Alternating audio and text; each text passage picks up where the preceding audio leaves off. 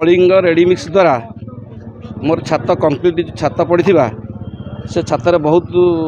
खराब जिनस लगी जो पानी गलुची तलू छिड़ुची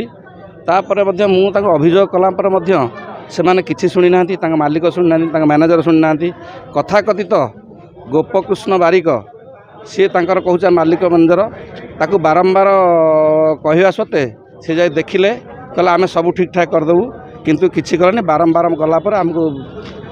बकाबाजी करी गाड़ी चढ़े धमक देले तुम हाथ कौन हम कर आमती बहुत आम द्वारा निर्यातित बर्तमान हो सी बर्तमान स्थानीय गुंडा कलिंग रेडिंग्स स्थानीय गुंडा हिसाब से काम कर तेणु मोर दाबी से गिरफ हूँ एवं मत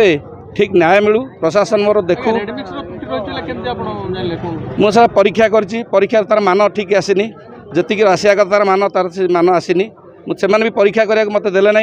कि पचारि पचारि जा मोर जो परीक्षा हाँ कथा कर से परीक्षा जी मानदंड आसवा कथा कंप्रेसर जी आसिया कथा से आसनी से कागज पत्र मो पाखे अच्छी मुझे मीडिया भाई मानक आगुरी देती पुलिस स्टेशन ये सब करके रखी मोर अनुरोध एति मीडिया भाई मानक अनुरोध एति आप मो दाबी उपस्थापन करूँ कलेक्टर मो कथा शुणु आउर कार्यानुष्ठान निहाती हो मोर क्षतिपूरण मत दि जाऊ मोर दाबी एति रहा। देखो आज प्रथम कार्यक्रम है आम 5टी ब्लॉक 2टी लेखे पंचायत सर्वे कर भूमिहीन को चिन्हट कर प्राय 288टा भूमिहीन आवेदन पत्र देलु तहसीलदार को से जिलापाल को पठे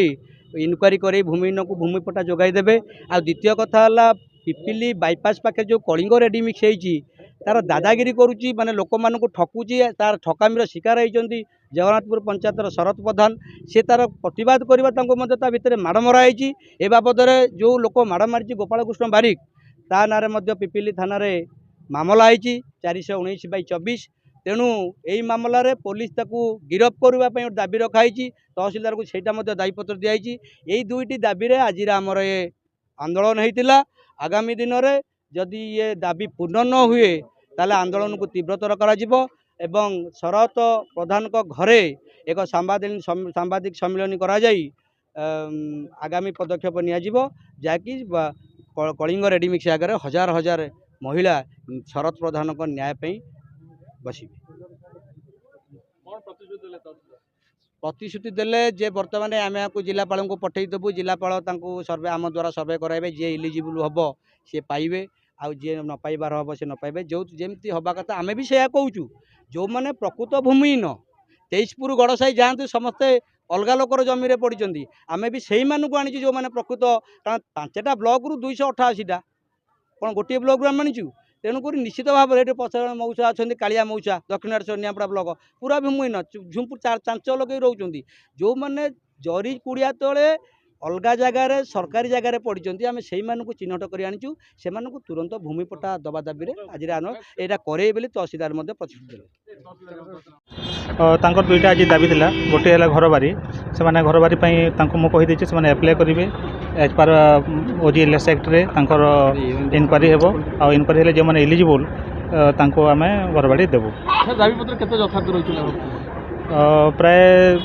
200 पाखापाखि हे से आसी से आज दाबीपत्र देते सब प्रोसीजर कराब शुणु ये इनक्वारी फास्ट हे इनक्वारी पर जो मैंने एलिजिबल हे पुणी दिहब पुणी प्रोक्लेमेशन पीरियड रमती प्राय प्रोसीजर कला बेले मसे खंडे लग जाए।